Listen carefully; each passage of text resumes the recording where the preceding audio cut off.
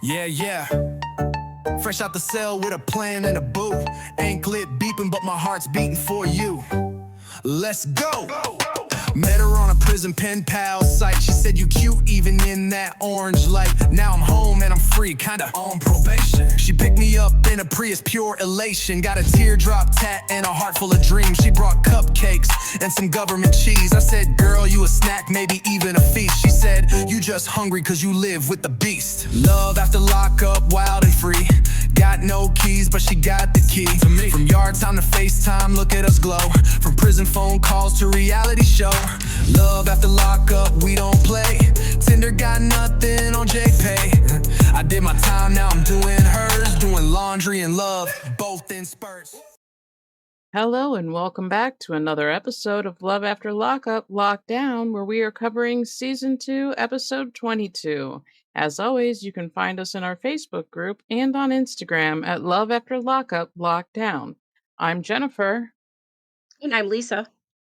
And this week we're covering Season 2, Episode 22, The Schemiest Scheme Ever. This is an episode of Life After Lockup. Lisa, how are you? I'm doing pretty good. I'm just a little stressed out, but I have a fun story for you from my weekend because we like to generally start out our episodes by talking about me. So, okay. So I decided to buy my grandson some school clothes because I did that for my granddaughter, so I couldn't not buy him stuff too. So we took him to the mall. They both wanted to go. All right. So I had one store we went to, and we picked out the clothes, and then we get close to the other stuff. Then I wind up with clothes, Pokemon lunchbox, a Spider-Man container to go in the lunchbox, what do you call it? Drink bottle thing, water bottle, underpants for my granddaughter, and it just went on. And I get up to the cash register, and I already have tons of shit. And I'm pulling everything out of the basket, and there's other stuff in there. There's like a crayon and pencil size stuff. They were throwing stuff in the cart without us looking. Oh no. Did you get I'm it like, all what out? is this? Yeah, I was buying that. I was good with the stuff like that they'd actually need, but like, you know that school supplies are very specific and they don't want Spider-Man crayons. They Right. want like the Crayola. They have specific stuff, but it wasn't because they wanted that for their school supplies. It was just that it looked cool, and they never said anything. They were just like sneaking stuff into the basket, but Oh my it was pretty goodness. funny. That's why you don't want to go shopping with kids. Oh yeah. Well, it was two adults and two kids, and neither one of us saw it happening. Well, this week we start off with Brittany and Marcelino, and she is mad that he fought with Tito, and now all the confidence that she had in getting custody of Gio is gone. She is really scared that she's going to lose him. Yeah. But in a way, though, I think, and I can feel it and see it, and I think that we find out, in future episodes that he's probably no longer fit to take care of Giovanni. We just don't know why and what the story behind it is. But I know she's scared, but I also see a little bit of confidence because they do know, they have the proof that Gio's been with them and that Tito hasn't had him for like a year. So that looks really bad for Tito. If it's true, like, I mean, I wonder more and more recently how much of the show is scripted. And I wonder how much of that fight, and I mean, we know Tito caught charges, but I don't know that we find out anything more. I don't know if we ever see Tito again. Yeah. I'm hoping they don't like forget to tell us the rest of the story, and I don't know, and I don't want to ask this on the Facebook group because it never we never seem to get the answers. I don't know how far Brittany and Marcelino's story goes past this point. We don't know. Right. So they go and see an attorney, and I swear that the attorney they saw last time was an older man, and this guy was younger. So I think this is a different attorney, but maybe in the same practice, or am I wrong on that? No, it's the same guy because he said things like, "We talked about this last time," and things like that. So Okay. it was the same guy. Yeah. And their plan was to sit down with Tito and to try to work something out, but because of what Marcelino did, that's not as much of an option now as it had been. Yeah, I don't think it was ever a good idea for either of them to just sit down with Tito. I think it should be done legally, honestly. But I mean, something bad could have happened if Brittany had done it too. You never know. The whole thing was that Marcelino attacked Tito's manhood. His masculinity was challenged and he didn't like that.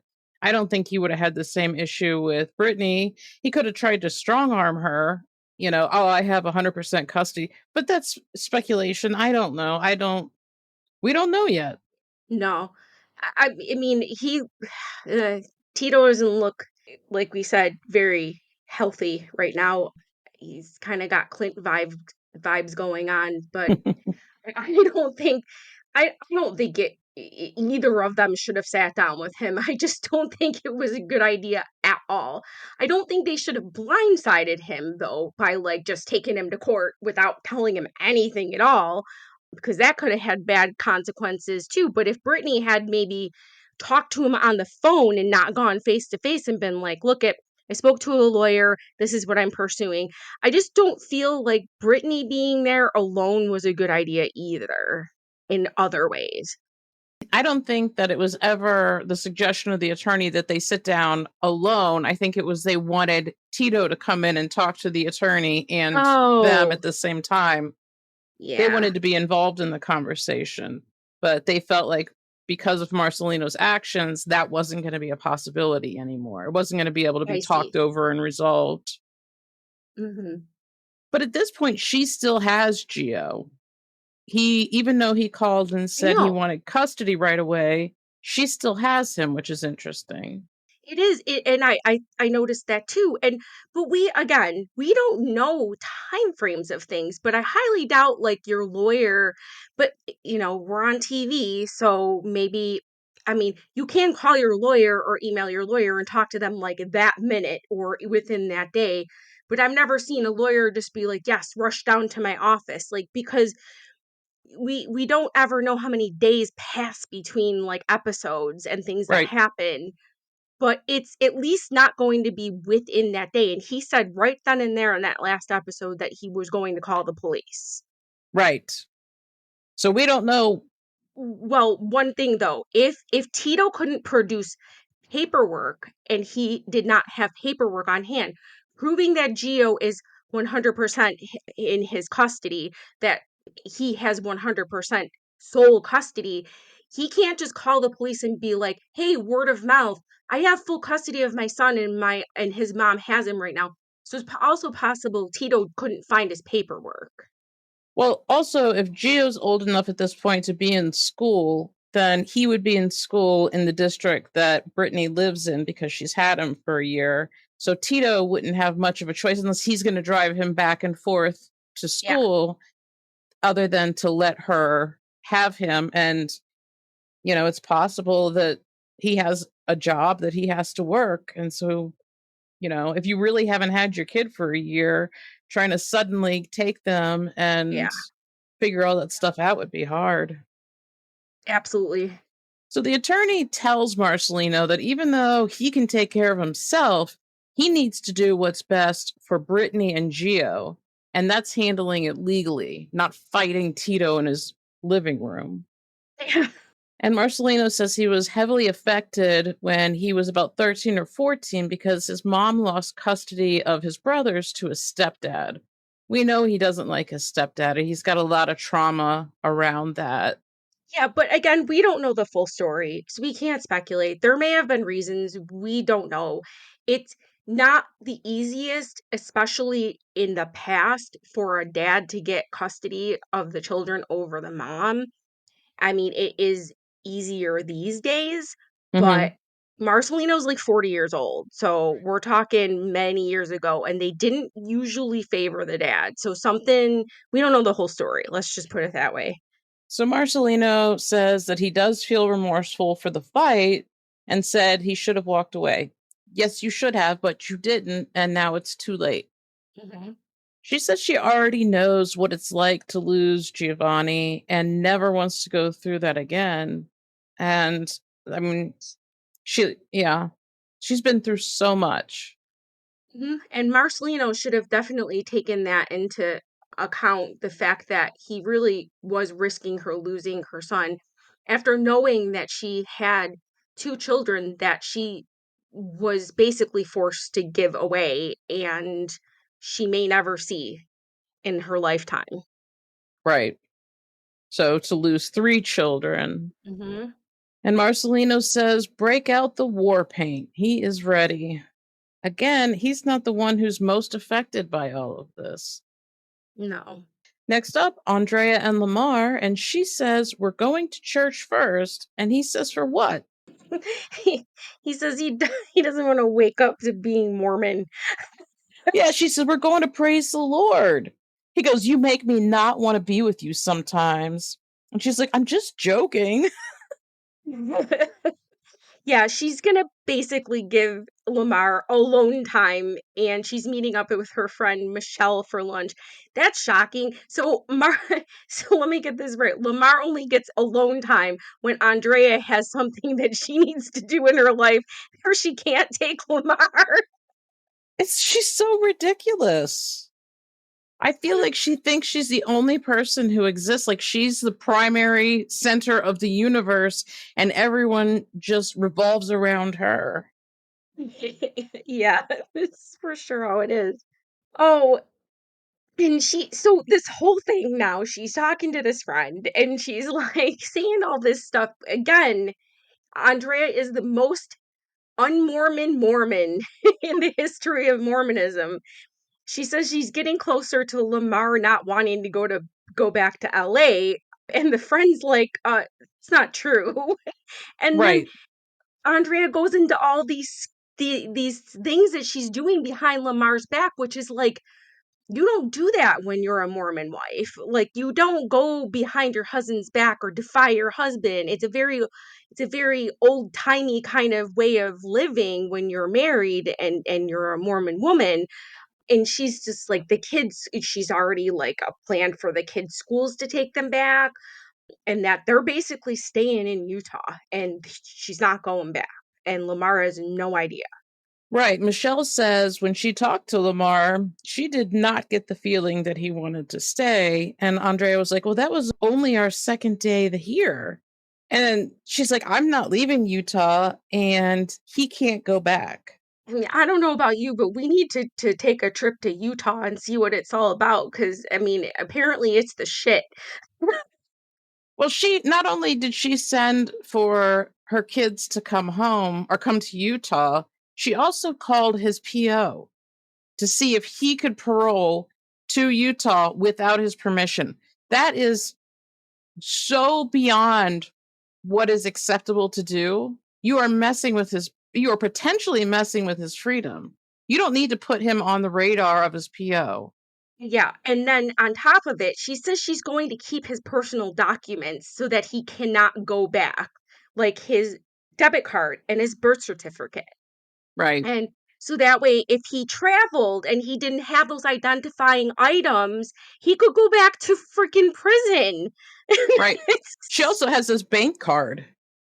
Yeah, his bank card, the bank card, birth certificate. I don't know if she said, I don't think license. I don't even know if he has. Oh, yeah, he has a license. But yeah, she has his stuff. He has no money and no birth certificate.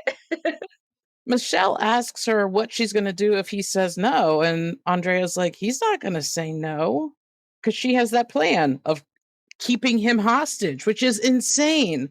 And Yeah, Andrea has the nerve to say, oh, I don't think this is crazy. Are you kidding? Michelle tells her to yeah, take the blinders off. yeah. And then the friend wants her to have a conversation with Lamar instead of being sneaky.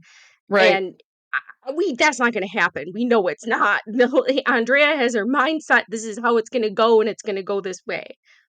Hmm.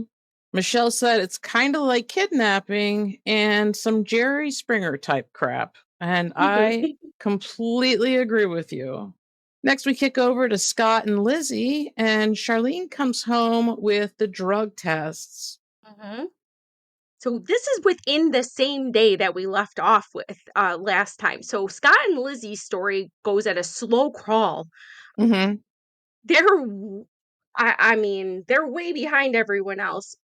So we're in the next episode, but within the same day that we left off on, everybody's stories seem to start and end at different points in lengths of time. So she brings in the like you said, the drug test for Scott and Lizzie, and Scott is sweating profusely. You can see the sweat pouring down his face, and we know that they have lights in the house and stuff, but he's sweating like a pig and he's nervous. You can see it. Oh, yeah. Hmm. Lizzie tells Scott that it's ridiculous that Charlene doesn't trust her. And Scott says, she doesn't trust me either. Yeah, it's not ridiculous that Charlene doesn't trust her. Not No, not at all. Not at I all. don't trust Lizzie either. So Scott then comes up with this harebrained idea that he just can't pee. He So has ridiculous. not. How dare you give him a drug test without the chance for him to purchase clean urine? So, one thing here, why is she still only wearing a towel? I would be so uncomfortable. Like, you have to hold it up and you're walking around.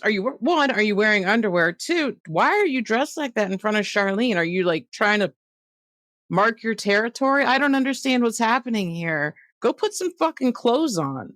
I mean, and in the amount of time that Charlene went to the store and then came back from the store, she's still in this towel. Right. So all that time, she's still waltzing around in this towel. Could have been an hour. And what are we doing in this towel? I wear my towel for 5 minutes, as long as it takes to dry my Last. body. Yeah, and then I move on with my life. I don't sit around hanging out in it.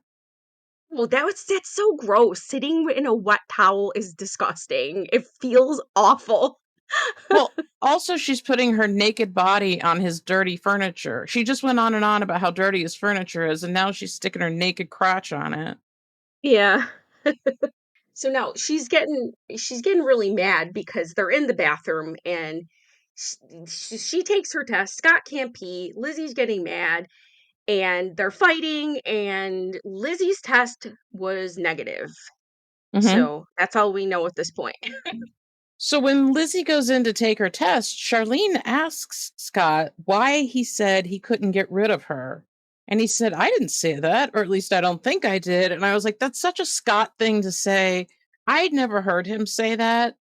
I think that she made it up, but Well, let's just say I think Lizzie's pretty confident that if she told Scott to get rid of Charlene, he would. That I mean, but just not to her face. so yeah, with Scott's whole like, I can't pee, dude, I can always pee a little bit. You know what I mean? I have never even if I just peed, give me 5 minutes and I'll pee a little bit more. There's no way you can't get anything. Yeah, and she's like, "Oh, I'll turn on the sink," yeah, I mean, and they don't take a tremendous amount of pee to take a drug test. It depends, because some you have to put up to a certain amount, and then it turns on the side. It has like a strip on the side that changes as the pee hits it. Hmm. So I don't know what kind of test that they have, but if it's like a dipstick, you don't need a ton of pee for that. Yeah, I mean, the fact that he wasn't even trying was not a good look. Yeah.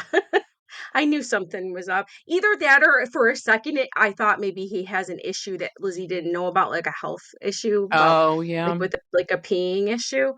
Some kind of prostate type. Yeah. Wanted to give him the benefit of the doubt, I guess. Next, we jump over to Megan, Michael, and Sarah, and Megan is going through a memory box and says the relationship is in a gray zone right now. Fuck you. I is her mentality so much younger than what she is? Right? Like she acts like she's 15 years old and she's just smitten with, you know, what is going on? Why does he have this hold over people? Well, like, she's going through her, like, hope chest, like, she's 13 years old. Like, who, like, that's like high school shit. Like, who keeps a, like, little box with all the shit in it that, your boyfriend isn't, I don't know. It was weird. Like, It is weird. I guess it's like her first boy, quote unquote, boyfriend, but she is also not a teenager. This is like teenage shit. She's almost 30 at this point, so Mhm. she has no reason to be acting like she's that young. She says she hopes he doesn't get trapped up by the new baby Oh, and that he's oh. completely radio silent at this point. Trapped up by the new baby. Have you ever wanted to punch her so much? So many times. Oh my goodness. But she's grown because she says that she's not just believing everything he says anymore. And she doesn't feel grounded and centered and like herself. Well, I wonder why. She's not believing everything he says anymore, but I guarantee you she'll forgive him for everything time and time again. So he can lie and then tell her the truth, or not tell her the truth willingly, but she'll just find out the truth. And then he comes up with, excuses. And then she's just like, okay, you know? Right. She says it's not about position or power or influence. It's about how that other person makes her feel. So, how do you feel that your boyfriend who took your virginity got his wife pregnant the day he got out of prison? How does that make you feel? Does Megan feel like there's no other people on the face of the planet than this man? I mean, they don't even they're not even they don't have any sort of life started together. None. Zero. Nothing. Nothing tying them together. They did not live together. They do not have bills together. They do not they've barely had a time face to face or alone time. They haven't had they had one small vacation for one day.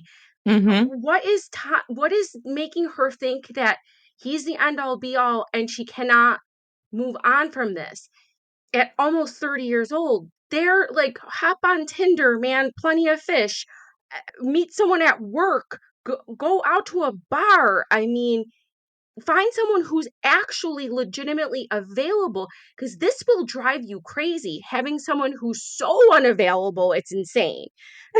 And she's a pretty girl. It's not like she can't find Yeah. somebody else easily. Like, the only thing that I could see turning somebody off is her personality. But if she doesn't act the way that she's acting with Michael to everybody, then problem solved. I feel like I can't say she's got a good head on her shoulders because she just continues to make terrible decisions, but she has potential.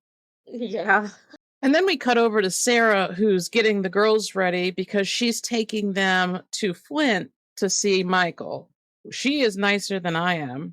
Yeah, but we know what's going on here. We know why she's actually doing this.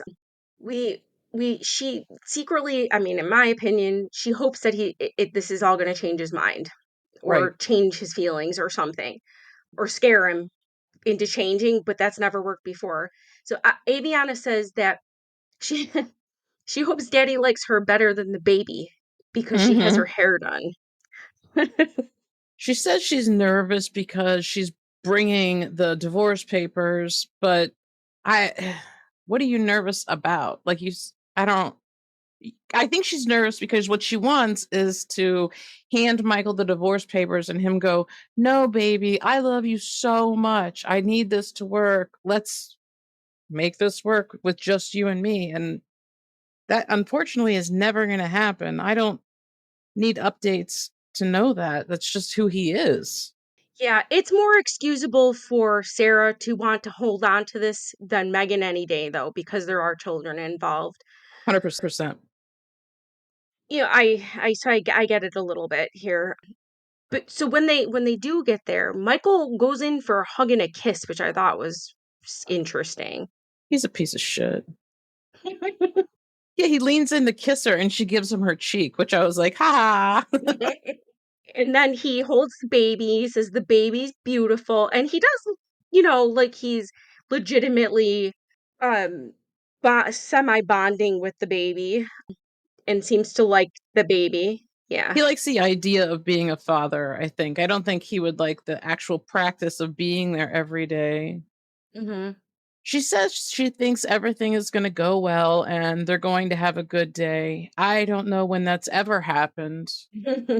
Yeah. Um, so Sarah lets him know that her maternity leave is ending very soon. And then Michael expresses wanting to spend time with the kids. Right.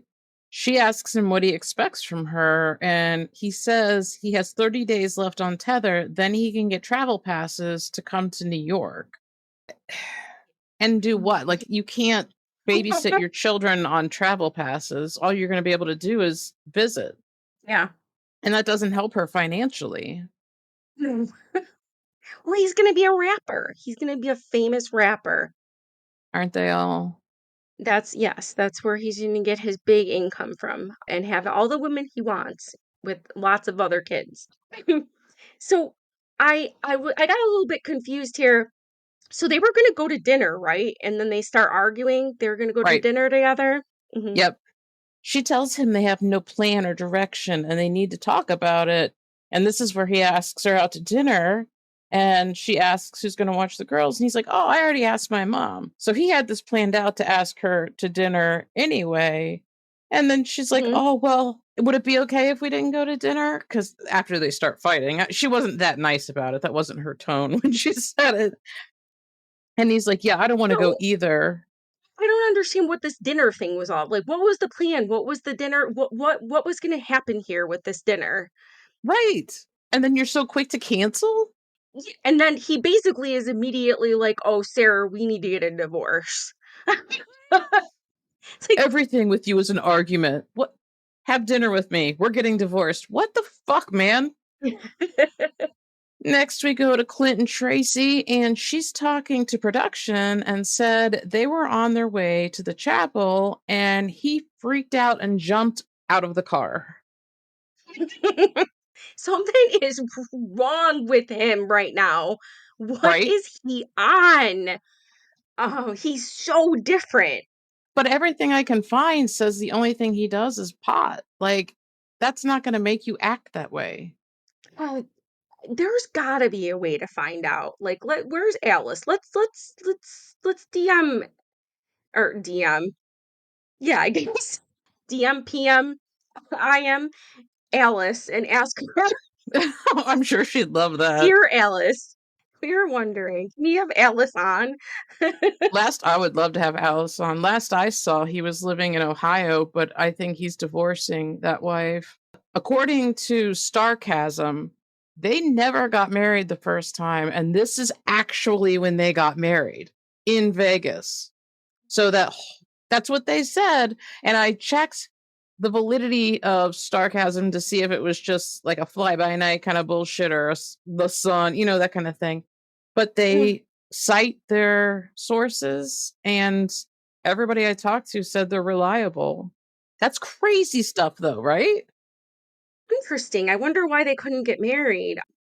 Maybe no, because you can have anyone. You could have took someone from the bar for a witness. Right. Maybe they didn't apply for. I don't know. I don't know. I don't know. Alice, are Alice, you? tell us, please. So they're scheduled basically to get married at 7 p.m. to renew their vows or say them for the first time. And basically, Tracie says to Clint, if you don't do this for me, I'm done. Which makes more sense at the point we're at, because if they're not married and he's talking to another woman and she feels like, oh, you're not willing to marry me now, then we're over. That makes more sense than you're not willing to renew our vows. I'm done. Is this woman he's speaking to, is this the second wife by chance? No, her name No. is her name is like Gen, Jen. I don't know what it's short for. Oh, yeah, this is Stephanie. So, yeah, no. Yeah. She says that he got triggered and can't take stupid jokes, and she feels like he got out of the car and started this whole argument on purpose because he doesn't want to do the vows, which is fucked up if true. Like I've been in relationships like that where they don't want to do something, so they pick a fight. Oh my God, that was my whole last marriage. The worst, right? The worst. Terrible way to live. Terrible. Even the Mm-hmm. simple shit. Simple Yeah. shit. Craziness. It makes you nuts. Like literally feel like you're insane. Yep. I just wrote in like parentheses, I was like, what is wrong with Clint? Something has changed. He is so different. I'm going to say this again because I think it's an important thing to remember. Mental illness and drug abuse can look identical. It is at times nearly impossible to tell which one. He could be manic. I heard that he was diagnosed as bipolar later on after he had been done with filming. That makes sense to me. If he was manic in these periods, he's not thinking clearly. So, if it was really an honest, stupid joke that he freaked out over and took off on the streets of Las Vegas, which is pretty stupid. If you ask me, you don't know where you are. You're all by yourself. You're a fucking tourist. You know what I mean? Don't go walking Yeah. around at night by yourself. I don't know. I mean, maybe you're right. Maybe it was just a tremendous amount of stress based around Tracie and then also hiding the secret from her about talking to this woman and just like a mental breakdown as to why he looks like absolute garbage. Could It's be. bad though. Yeah, I agree with you. She thinks he could be with Stephanie or that he doesn't want to be with her anymore. But then she like immediately spots him. You know how they're like, "Oh, I haven't seen them in 17 days." Oh, there they are. You know? Yeah, she found the folder that was hiding on the shelf. Right. I feel like this was a real fight. Or maybe they're great actors, but they both seem pissed off I and don't think so. petty. You didn't think it was real? No, I don't think they're great actors. No, I don't Either. either. That's why I feel like they were really mad at each other. Yeah. She apparently made some kind of joke about drugs and cheating, and he's like, "I don't think that's funny." And then she's like, "Well, I don't think it's funny when you joke about cheating." Well, especially when you just got caught the night before. It could be, like you're saying, the whole that they didn't actually get married the first time around, which is why Clint doesn't actually want to go through this because he never actually wanted to go through with being legally married. Could have something to do with the parents, who knows? Or I don't know. It could be that this you're right, that this was actually going to be the real thing. And Mm-hmm. he's just like, nope. Not with what I know now. Can't do it. She says, "Thanks for leaving me." And he says, "Thanks for running your mouth and not knowing when to shut up." That is a huge change from my goddess, what can I Yeah. give to thee? He never spoke to her like this. It's Mm-mm. weird. Mm-hmm. Something's going on with him. Unless he believes that she's using again. But I feel like she was open with him. This is pure speculation, but I feel like she was open with him about her drug use. So he knew when she was using and when she was. And I don't feel like she hid it from him because supposedly, if it's true, on the night they didn't get married, but supposedly got married the first time, they used together. So I don't know if that's true or not, but that's the accusation. And she tells him if he doesn't do it with her, then she's done with him. And he says, "Now or never, huh?" She says, "I didn't leave you for cheating on me," which is a good point. Mhm. But he didn't leave her for stealing his rental car and running off with his money to buy drugs. So, Yeah. And then doing whatever she had to do to buy those drugs. right, right.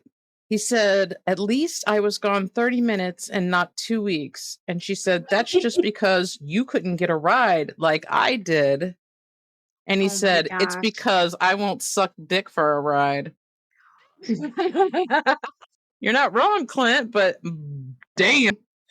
I'm not going to marry somebody who just said, "I won't suck dick for a ride." To like, I would, I mean, there has been very few times I've punched people in the face. Won't name names, but that would be one of them. That would be a direct hit right in the cheek. They're such a mess. And I feel like she's probably has some type of mental health issues too that are undiagnosed, which is, I feel like a lot of people use drugs to mask the symptoms of their mental health issues. And sometimes the drug use causes the mental health issue. Sometimes. Mm-hmm. So it changes the chemistry in your brain, and it may never go back, even if you stop. So apparently, according to one of them, it's been a year to the day since she took off with his rental car. And that's the day they decided to get married. So it's like you're getting married on the same day of the year, just a year apart. Okay. This is the anniversary of the day I stole your rental car and sucked dick for crack. What do you say? Let's mark this day by getting married, renewing our vows, maybe. This is a day to remember. She smiles and says, "Let's do it again. Round 2. What in the hell? These people make terrible decisions." She looks crazy as hell, too. She Girl, looks crazy, too. something else. And he says when she makes a joke out of drugs and cheating, he feels like a fool. And then 2 seconds later, she says she's done and she's not marrying him. And then she goes and gets in the Uber. Oh boy, these two are a freaking mess. They're a mess. And I just want to say something right here to everyone in the Facebook group. We know that Tracie is deceased, but she did not die immediately after the end of Life After Lockup season 2. Not immediately. She's dead. We got that part. Next, we're back to Scott and Lizzie, and he's telling her that he has a drug problem, but he goes on and off of them. So it's not, according to him, not a consistent drug problem. Ugh. We're not talking about pot here. Let's just put it that way. This is different. You don't just casually use this type of drug, whatever it may be that he is on.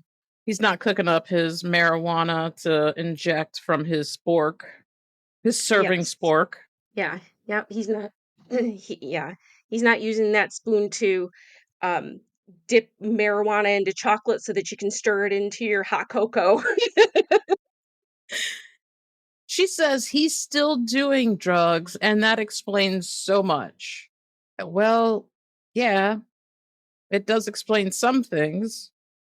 I did not see this coming. I don't. I didn't see it coming because how did if he's using this type of drugs, typically unless you're like selling or something like that, you Mm-hmm. don't have an abundance of money. Right. So when did this start? Like after we knew he used drugs in his past in maybe the 70s or something like that. But did this start back up because of Lizzie and the stress of Lizzie? Because he wouldn't have had all this money to throw at her. See, he would have been spending it all on drugs. So that's what he says. He says that he couldn't handle the stress of losing her. And so he had to start using again when they split up, is his excuse. Yeah, I'm I didn't hear all that, but like I didn't write it down for some reason, but yeah. He tells her he can't lose her because then he'll have no one. What about fucking Charlene and Adam? Your son? You know him? See, where's his son in all of this? Probably sick of the shit and is like, I'm not coming back on that show. So Charlene's living with him, but Charlene does not know he's using drugs. Supposedly. Which I guess is fair if is this another thing that they kicked up for ratings? Like, has he used meth once or is he actively using? Well, he obviously is actively using because he won't take the drug test.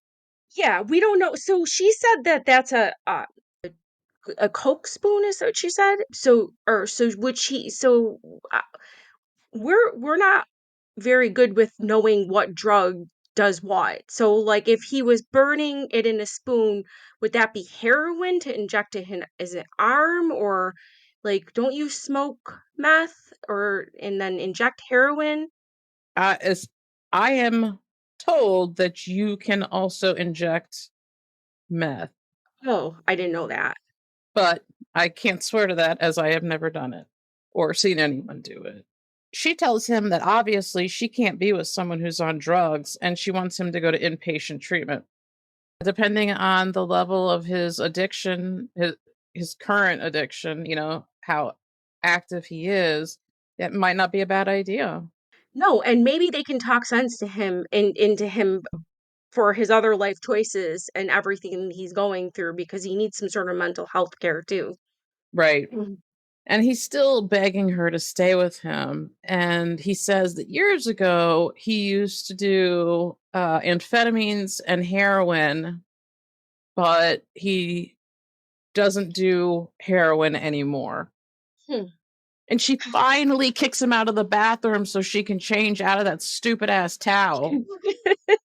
I think that man, this is like Lizzie like calling the kettle black because he didn't leave you or abandon you as he was putting money into your veins Hmm. while you were in prison, and she's just so quick to like ditch him.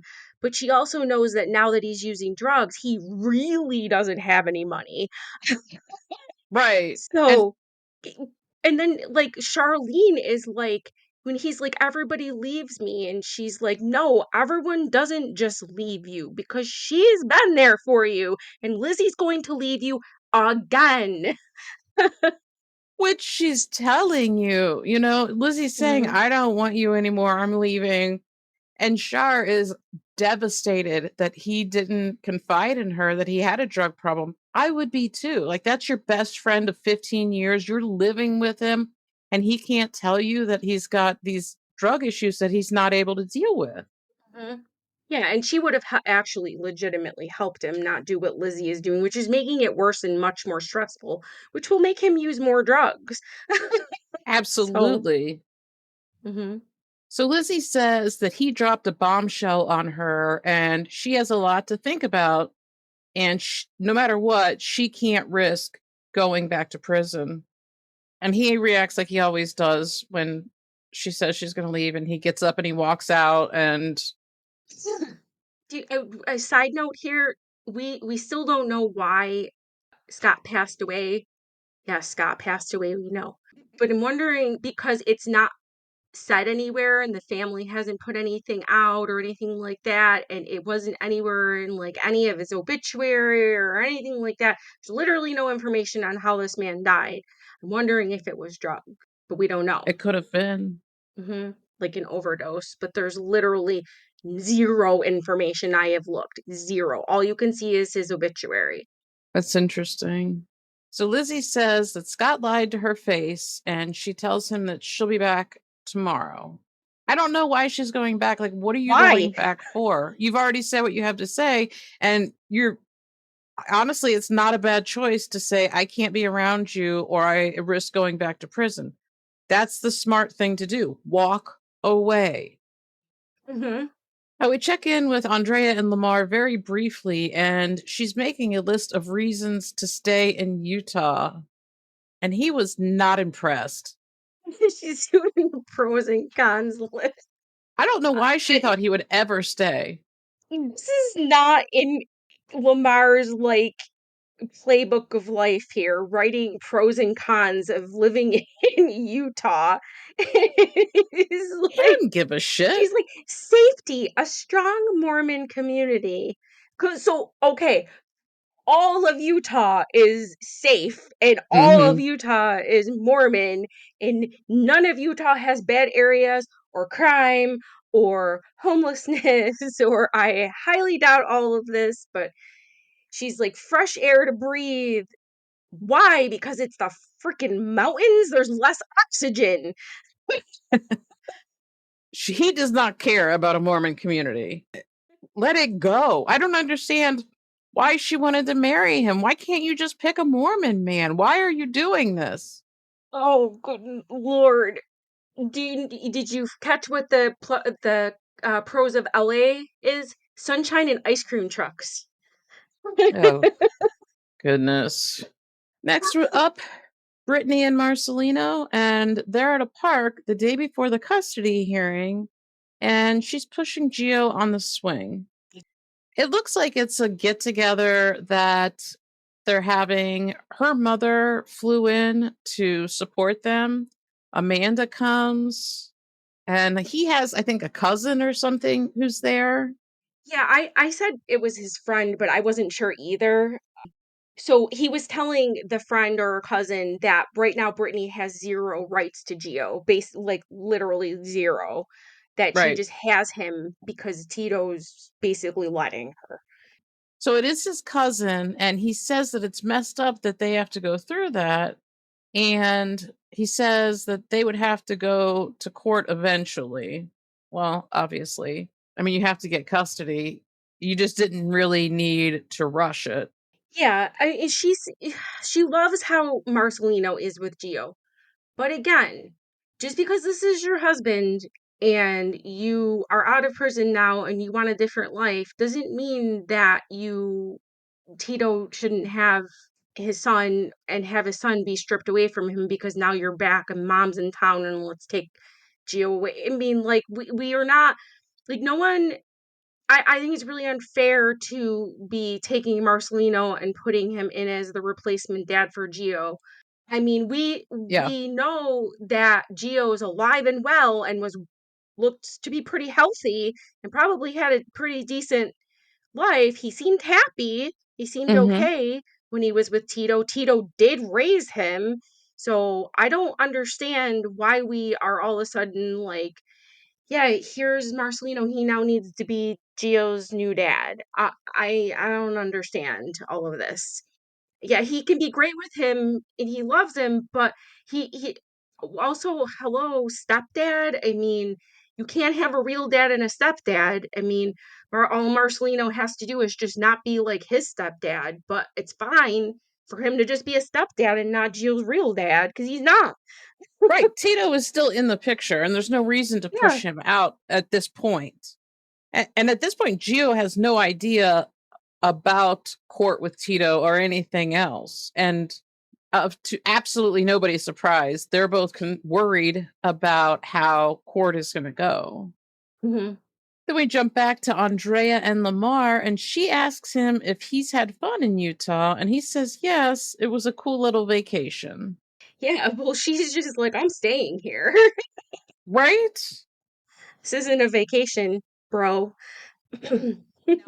She was completely out of pocket on all of this. And she is. Like, I'm not going to change the way that she's gone about this. That's wrong. But I said he didn't do anything to give her the idea that he would do this. Wrong. He told her when he went back to jail that if she stuck by him, he would move to Utah. That changes Oh, everything. You promised her if she didn't leave you that you would move with her. You need to move with her, particularly because she moved her family to California when you couldn't be paroled there. I don't remember that. Hmm. So yeah, I mean, well, she tells him that she did talk to his PO and that he can parole in Utah, and then she goes about saying, "I look, I have your ID and your debit card." So basically, you're trapped. We don't know what his PO said though. That's not told to us, but apparently it must have gone okay if, she's not worried. Well, she tells him she found a rental place in Utah and they have until the next day to put the deposit down. And she tells him that they're both moving to Utah. And he's like, I'm not staying here. Yeah. He can't he's like, I can't believe that my wife is holding me hostage. Mm-hmm.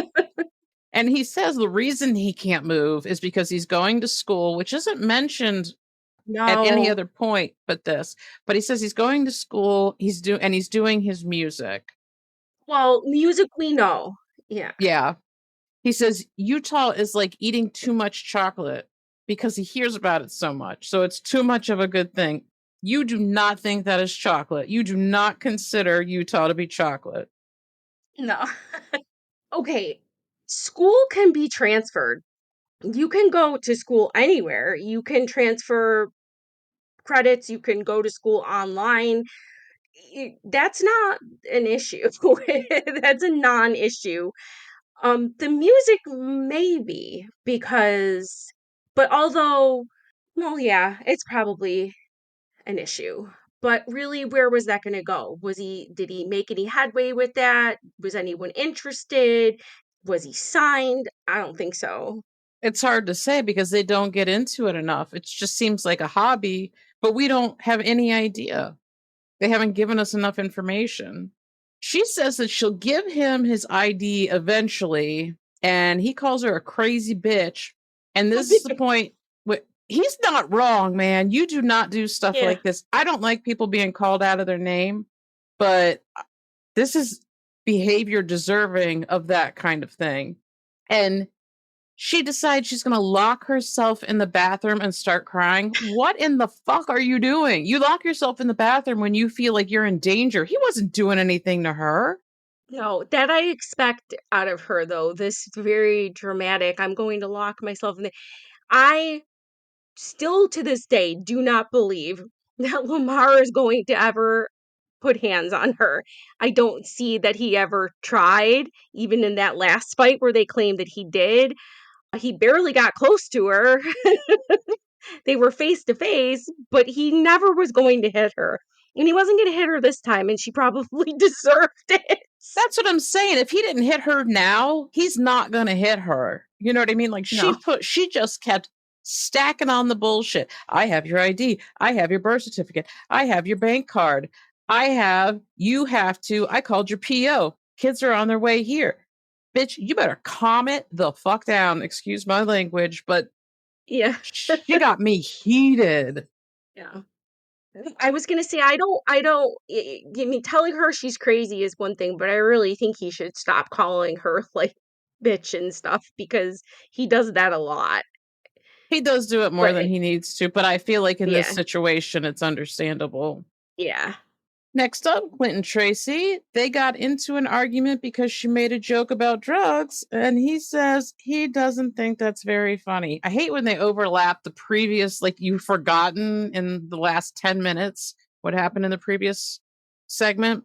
Oh boy. Um, yeah. She says she's worried he's going to leave her for another woman, and if he doesn't marry her, he doesn't love her. I get where she's coming from on that. Yeah. They have no business getting married. No. And Tracie says, "Yeah, I love to hate you." That's more accurate. That's probably the more accurate statement in this whole episode here. Well, Clint goes to great lengths to make sure nobody sets Tracie off to use again. And then he cheats on her and he fights with her and he acts like a total dick. How is that not going to make her use if not meeting your mom is going to make, you know what I mean? Like, Yeah. He's still, by the way, sniffing away and wiping his nose, and I don't know. I mean, as possible, he's sick, but since last episode to this episode, and I don't remember him acting like that. So I'm still on the like drugs thing with Clint because he is acting erratic and he's like sniffing, and I don't know, man, something's up. very He's well just could not be. right. Yeah. She's crazy, he's crazy, they're bananas. I don't even know why they're doing this. They decide to get married and start laughing. And he said when she doesn't do what he wants or say what he wants to her, he wants to wring her neck. Nice. You said that on TV, sir. Oh boy. And we round this episode up with Scott and Lizzie.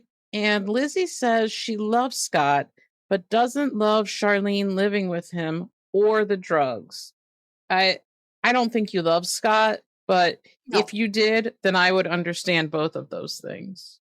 Yeah, and then she tries to say this bullshit that she literally came to California to start over with Scott, and but now Scott's on drugs, so now she can't do this. She doesn't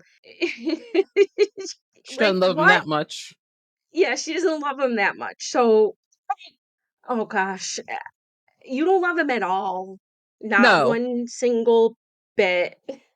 The only feelings you have towards him are what he can do for you. I Yeah. mean, she starts yelling at him, and every time he tries to talk, she's interrupting him, just screaming over him, talking over him. It's obnoxious. Yeah. Well, okay, here's our answer a little bit. Scott says, "Hey, I picked up the pipe and not the needle, thank God." Hmm. I don't think that one is better than the other. I'm gonna go with you shouldn't have done either. Well, that just means that the spork that was in his drawer wasn't used for cooking up heroin, I assume, is what she thought was going on. And I don't know. Like you Could said, have we been don't know enough. old though. Yeah, Yeah. Could have been days past. just to He's just remind keeping you. it around. It's just a reminder of the good times. We'll use my heroin spork for our salad. So this is where he says that he started using again after she left him. Again, I don't know if that's true or it's an excuse. I believe it. And he says he fucked up and he needs help. And that's fair. He's asking her to stay with him. I don't think that's a good idea, but she could help him get help and then move on with her life. What she needs to do is move on with her life and stop dragging him back in over and over again. She's like Michael. Yeah, yeah. I mean, Lizzie says that an addict won't change until they want to change. Scott never sat here and said, I'm not going to change. I don't want to. I don't want to go to help or go get help." He never said that. We're No, starting this whole conversation. This is the beginning. Like, but I don't think he ever, she's just basically putting words in his mouth and just saying, "Oh, an addict won't like, just leave. And if you don't want this, just leave and go. He's using drugs. He doesn't have any money. Go. he's got Bye." nothing for you. But he may not have money, but the show does. And as long as she can keep the drama going, she's going to Yeah. get paid by the show. So showing up and pretending that she had any feelings for Scott. You know what I think? She couldn't pay her rent on her forklift job, and so she needed some money. So what better way to do it? Call the producers and say, "Hey, I'm going over to rekindle things with Scott." "Oh, what? He's got a drug problem? I had no idea." What did Joe call it? A forklift gig? she, she couldn't afford her life on her forklift gig. Yeah, I think you're right. I mean, oh, she's a good paying job. Yeah, but the economy started sucking more and more towards this point in time. Right. Yeah. So, And he asks her if she wants to be with him, and she's like, "No." "Okay, goodbye. That's the point. Okay, goodbye." And he says, "What's the Bible say about forgiving?" And she says, "What's the Bible say about lying?" "I don't know, Lizzie. Why don't you tell us?" she's the biggest liar out of the liars of the world. Didn't she tattoo scripture on her arm so that her heroin needles would break? She's crazy pants too. She's nutso. You should look at her Instagram sometime. Oh, she has one? Yeah, but I think she might have blocked it now. You can't see as much as you could before, but you can see her daughters. So Scott, Scott says, "Give me a chance, like I gave you." And she says, "No, nope, no thanks. This is inconvenient. And obviously, if you're buying drugs, you don't have money to give me. I'm out." She didn't say Yeah, that, and but Scott pulls out all of Lizzie's letters because he's saving them in his hope chest, like Megan. what is up with this? And she starts tearing them up. She's like, "Why do you still have these?" And she tears them up. And then he like takes the whole container and just like pours it on her. And he was like, "This was my Corvette. This was my Mustang." And he knocks his chair over and he calls her a fucking tramp. And that's how they end the show. Yeah, And I was like, what? But you know what, Scott? You're a big boy and you made these decisions. You made the decision to sell all this stuff and support her drug habit, and you wouldn't be in this position if you just dated the woman who lives in your house right now. Who said something like, what was it, till death do they part, or something like that? I never saw Charlene do him bad, and she cares about him, whether it's romantic or not. She cares about him far more than Lizzie ever did. Yeah, there has to be some sort of weird friend vibe, like where they began. It would be maybe either he or she or one or the other, or maybe both of them feel like it would be too weird to start something because they're so close as friends that it may be strange. But they could Could have given be. it a chance. They could have given it a shot. Who's your VIP for the week? I don't know. I don't know if anyone was particularly great in this episode. I guess I'm gonna go with Brittany for staying strong in all of this and not breaking while she's having to now out of the blue fight for her son. Bro, I think if I were Brittany and Marcelino did that to me, I would probably kick him out for the night. I'd be like, you can go get a fucking hotel away from me or go sleep on the couch. Just be not near me, nowhere in my vicinity. Mm-hmm. My VIP for this week is Charlene for always looking out for Scott. Okay, yeah, that's a good one. And your POS? I have to go with Andrea. Yeah. Because she's just being so shady, and the faking the Mormon is like starting to really bother me because she just, I feel like it's just a look that she likes, that she feels like she has to uphold because she's in Utah. It doesn't seem there's just something about her. I don't know. I've never liked her, but pulling this shit on Lamar is something else. Like, she Bad. holds his freedom in her hand and she's willing to use that against him to get what she wants. You don't love him. You love yourself and you want what you want, and you will do anything to get that. If you cared about him, then you would say, if you need to stay in California for a couple months to get yourself in order, that's fine. And then come be here with us, like you said. There's so many ways she could have handled this.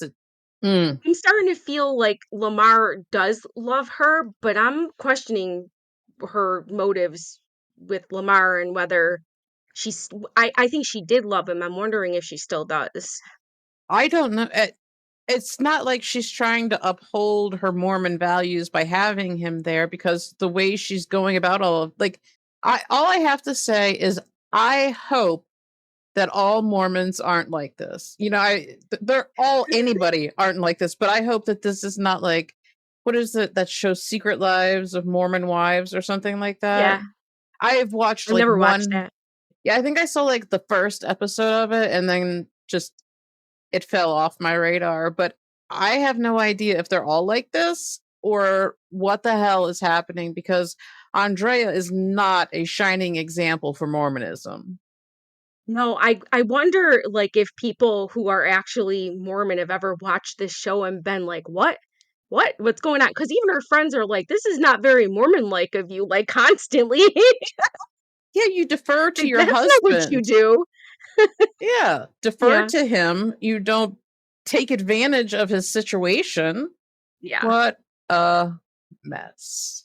So that's about it for this week's episode. If you enjoyed the podcast, head over to Apple or Spotify to rate and review. If you'd like to continue the conversation, join our group on Facebook at Love After Lockup, Locked Down. Listen every Wednesday wherever you find your podcasts, and keep those notifications on to be the first to catch bonus episodes. And in the meantime, don't fall in love. And don't get locked up. First date at Walmart, keeping it low. Told the clerk, don't judge me, I'm on parole. I brought roses, okay, one rose from a gas station. She said, oh babe, now that's validation. We be vibing in a halfway suite. Microwave dinners, romance elite. She my ride or die, She brought me a phone, even snuck it in once. Pre-release song. She hold me down like a key-o with charm, except she don't mace me or twist my arm. We write vows in Sharpie on my court docs. Judge said no contact, but we beat the clocks. Love after lockup, cuffed and proud. Matching jumpsuits, now we rockin' the crowd. She said, don't mess up, I said, bet. Now we're TikTok stars with no regrets. So here's the love and second chance thrill. From a concrete bed to Netflix and chill. They said, don't catch feelings, but I caught a case of butterflies, girl, not just in one place. Ankle monitor beep. Oops, curfew gotta bounce.